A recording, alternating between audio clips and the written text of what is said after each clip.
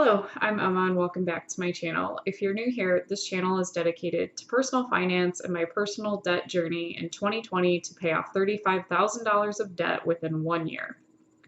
So a few videos ago, I set up my no spend year as well as my Excel spreadsheet.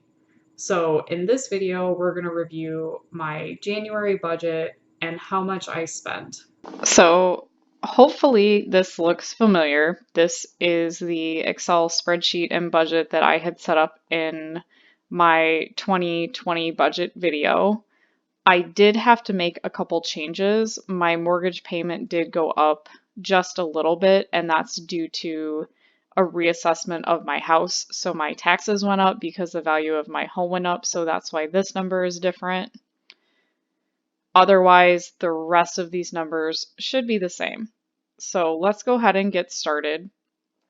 My monthly income for January was $4,859.30, but I did have some money left over from last year. So I started out January with $329.02 in my bank account. And then we're going to add the money that I made on my two paychecks. So that's $4,859.30. I also made a couple eBay sales this month. So I made $78.54 selling stuff on eBay. I also added this mileage reimbursement option on here because I do get mileage reimbursed when I travel for work and I drive my own car. So occasionally I will have some mileage reimbursement, but I did not have any for January. So we're going to go through and subtract all of our fixed costs.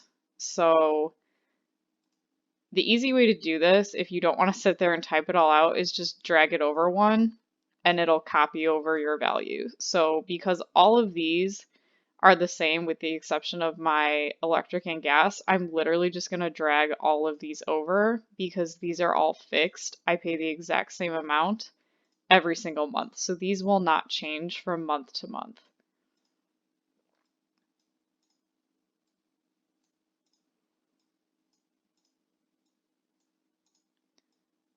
Now, I do have a OneDrive subscription for $1.99 that I found. I did cancel that subscription, but unfortunately I'm still going to have to pay it. And then my total electric and gas bill for January was $253.80. So you can see that I did pay a little bit less than I expected to pay, which is fine because some months this is really close to $300 and I do need that full amount. So I don't want to lessen my budget. Instead, any extra money that I have from my electric bill, the intent is to go towards my debt snowball. So now let's go down to our sinking funds. I spent $118.93 on gas this month, which is great. It's under budget. Groceries, I spent $85.42. So I was way under budget there. I honestly didn't really go to the grocery store specifically. I had a bunch of food in my house. This $85 composed of at least one trip to Panera. I forgot my lunch one day, so I had to buy lunch out. And then I want to say one other random food item or going out. I do have an everyday use credit card that I had a balance due from 2019.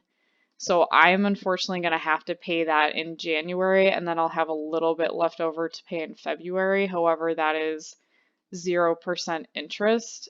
And this is just money that was spent in 2019, and the bill has now come due for it. So I'm paying that now. So for right now, it's $1,155.35. And then to have this card completely paid off, I'm going to have to pay $282.22 in February. And then this card will be paid, and I will not have to pay this anymore. I will still be using this card for my everyday expenses. So the things that go on this card are my gas and groceries, my internet bill, my gym bill, my insurance payment, and that's it, because every other bill that I pay is required to come directly out of a checking account. The reason I use a credit card to pay my bills and regular expenses is because I get 2% cash back. I've already accrued almost $50 worth of cash back from using this card. So I will continue to use this card for my regular expenses unless I notice that it's becoming an issue where I'm not using it just for my daily expenses. I'm, spending money and accruing debt on it, then I will stop using it. But for right now, these are the balances that I owe from 2019. I have them planned out to make sure that I get them paid, won't pay interest, and then that'll be done. I did have some miscellaneous expenses for January, so I'm going to add that to this column here.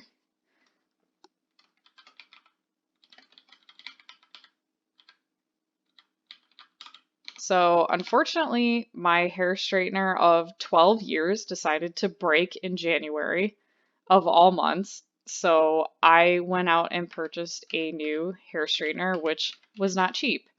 It was $179.93. However, for a hair tool that I use regularly, and like I said, my last one lasted me 12 years, I expect this one to last me at least 6 to 8 years as well.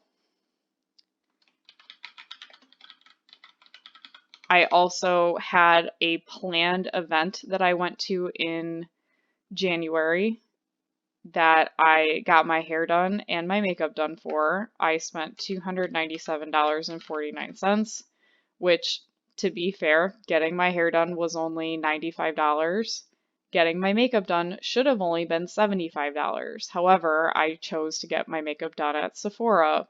And the way they suck you into spending more money is that if you spend at least $75, the makeup application is free. Well, I didn't just buy $75 worth of makeup, I bought $200 worth of makeup.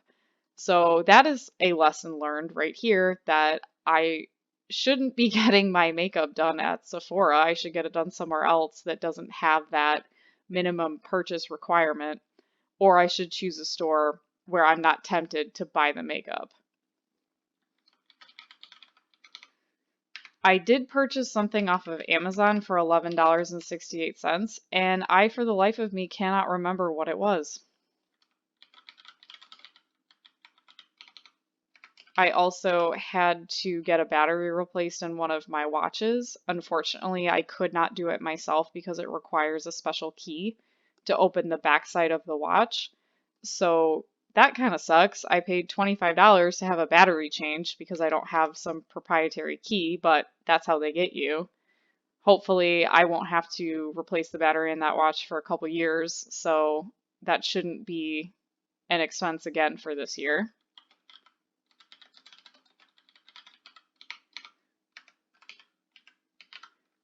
So I had a corporate event meeting that I was on a planning committee for, and it's a themed meeting, and I had to buy a shirt for it because I was on the planning committee, so it was required of me to wear a shirt fitting with the theme. Unfortunately, I dug through all of my clothes and I did not own a single thing that would have worked for this theme. It was a very specific theme, so I had to go out and purchase a shirt. I spent $55.94 because I went last minute, so I couldn't buy something cheap online. I had to go to a physical store and buy something. So I could have saved money on this by thinking ahead and buying something in advance, but instead I waited till the last second and ended up paying a premium for an item that I needed. I also had to buy road salt because it got really icy and snowy here in January for about a week. And I unfortunately have a home that I am required to keep the sidewalks clear per my HOA. Also, it's a safety issue. If someone were to slip and fall on my property, that goes against my home insurance. So I try to do everything I can to keep my sidewalks and driveway clear of ice and snow so that I don't have to deal with that. The nice thing is, it's already into February. I'm hoping that we're getting towards the end of winter. I won't need to buy any more salt this year, and I still have a bag left over from this purchase. So I should have enough salt to get me through the rest of the winter. My favorite category, Starbucks. I'm really proud of myself that I only spent $10.39 at Starbucks for the entire month of January. The reason I went there at all is because I got a bunch of gift cards for Christmas. So I loaded them onto my Starbucks account, went to the store and went to pay, and I was short money. So I was like, oh, I'll just add the difference to my card, pay it, and then my card will be zeroed out and I won't come back to Starbucks. When I went to do that, I must have hit the wrong button because it automatically reloaded $10 onto my card. So I was like, crap. So I went back, spent the $10, and in order to get my card to zero, I had to spend another 39 cents, which instead of paying through my app, I just put on a credit card. I put it on my everyday use card. So I did spend $10.39 at Starbucks, but I have not been back since. So I should be done with Starbucks now for the year. So this one, I have a friend's birthday next month, and she's my best friend. She's probably one of the only people I buy gifts for. I don't buy gifts for that many people. And I kind of didn't really pay attention to how expensive this gift was and purchased it. And then when I tried to cancel the order after realizing how much I had spent, I couldn't cancel it because it was after a certain period of time. And of course, the things that I bought were on final sale, so I can't return them once they're shipped to me. So I bought my friend a very, very nice gift. I'm sure she will love it, but I spent $258.19 on Lululemon yoga stuff for my friend. It's really great quality stuff. I know it'll last for a long time, but there is no reason I should have spent $258. But this just kind of goes back to my previous habits of how I used to think about and spend my money. I would do stuff like this regularly. If I had a friend whose birthday was coming up or I was buying my family gifts, I didn't even pay attention to the price. I would just buy stuff. And this is exactly why I'm in debt. So this is another lesson learned this month that I really need to give myself a budget for gifts for my friends, only buy within that budget and not go overboard to try to, I don't want to say to compensate, but that's almost what I feel like I do is I try to give elaborate gifts to show that, oh, I'm such a great friend because I'm buying you something really nice, when the reality is we just enjoy each other's company and buying gifts is kind of just second to that. So your friends should value you for the time you spend together and the fun you have and the relationship that you have, not for the things that you buy them. So again, lesson learned, won't be spending that much on gifts for the rest of the year. So yeah. And I have one last one. We have a buckle purchase for $4. Oop, negative. For $4.87. So the $4.87, I got a gift card for Buckle. I found a shirt. It's actually the shirt I'm wearing in this video. I bought it, it was $32 before tax. So using up my $30 gift card and then paying for the $3 difference plus tax, I ended up spending $5. So I'm okay spending $5 on a shirt. That's fine with me. Again, it wasn't in the budget, but it's $5. So unfortunately, as you can see, I'm technically negative $64 on this budget, and I was supposed to have $1,400 to pay, which I don't have. So unfortunately, my debt snowball for the month of January was 0. I also need to adjust this column here to add the negative from here.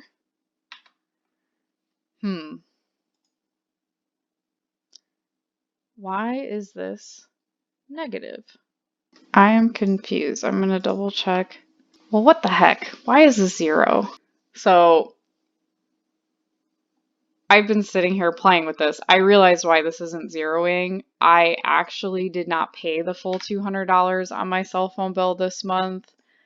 I paid $135.36 this month. There we go. Now it zeros. Okay. So the reason I only paid $135 this month is because I pay as part of a family plan, and as part of that family plan, I pay my parents for that. So I'm not paying the cell phone company. And my mom had asked me to buy something for her that she couldn't get at home, so I bought it for her, and she told me just to deduct the price of that from my next cell phone bill payment. So that is why that was not $200 this month. There we go. Sometimes it takes time to sit here and mess around with your budget to make sure that it zeros. So yeah, we can see that I unfortunately spent a bunch of money that I shouldn't have spent and was therefore unable to pay my additional debt snowball towards anything, which is, it doesn't feel great to not be able to put extra money towards debt. But having this laid out and seeing it, I'm able to look at it and realize that I'm never going to be out of debt if I don't get serious about not spending extra money, which for me, this really isn't that much money to have spent. I mean, I normally regularly overspend. So the hair straightener, again, that is not something I am going to spend. So I'm going to black this out because it should not be a purchase ever again. I'm not going to black out beauty services because that may come up again. I'm not going to black out Amazon because that may not come up again. I am going to black out watch repair because that shouldn't come up again. This shirt for meetings shouldn't come up again. Road salt, I'm not going to black that out because towards December I may need to buy some. Also not going to black out Starbucks because I may end up going there again even though I don't intend to. Same thing with gifts. If I need to buy another gift, I'll just put it under this column. And then Buckle, it's a store. Again, I don't plan on spending money there, but I will leave this open just in case. I also do want to block out this OneDrive. I believe I still have to pay for February and then that will go away. So I'm going to leave it open for February, but then block it out for the rest of the year because I did go ahead and cancel that. So hopefully that wasn't too confusing. You can see the nice thing about setting up your budget like this is that it's in Excel, it's easy to change. It does the math for you, so it's easy for me to play around with the numbers and figure out what I did wrong and why it doesn't zero, and I know that it's not a mistake in the math. That is why I absolutely prefer to do my budgeting through Excel and not on a piece of paper. Although I do understand not everybody has Excel. I mean, I'm running a very old version of Excel. This is 2010 because I got it as a student discount when I was still in college. So I'm still running the same program that I got for free from going to school. But if you can get access to Excel, I highly recommend doing it.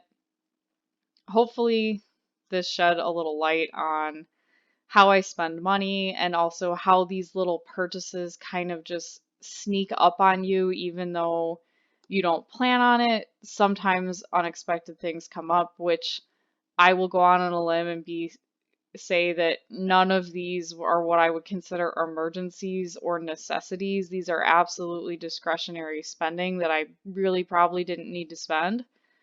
Um, so it's a good lesson in helping me cut back and also recognizing that I need to be a little better with my money. So I'm hoping that February will be better. We're already 4 days into the month, but I'm gonna hold back on doing anything with my budget until the end of February. Also looking forward to getting my tax return. I'm expecting to file my taxes at the beginning of March, and then hopefully, I usually get my return back pretty quickly. So once I get my tax return back, I do not currently have that factored into my budget, but my entire tax return should be going towards one of my credit cards and become a debt snowball payment. So that's going to be exciting, is to get a big chunk of one of my cards paid. Definitely looking forward to that. So if you want to continue on this debt-free journey with me in 2020, please like and subscribe, and I will see you guys in the next one.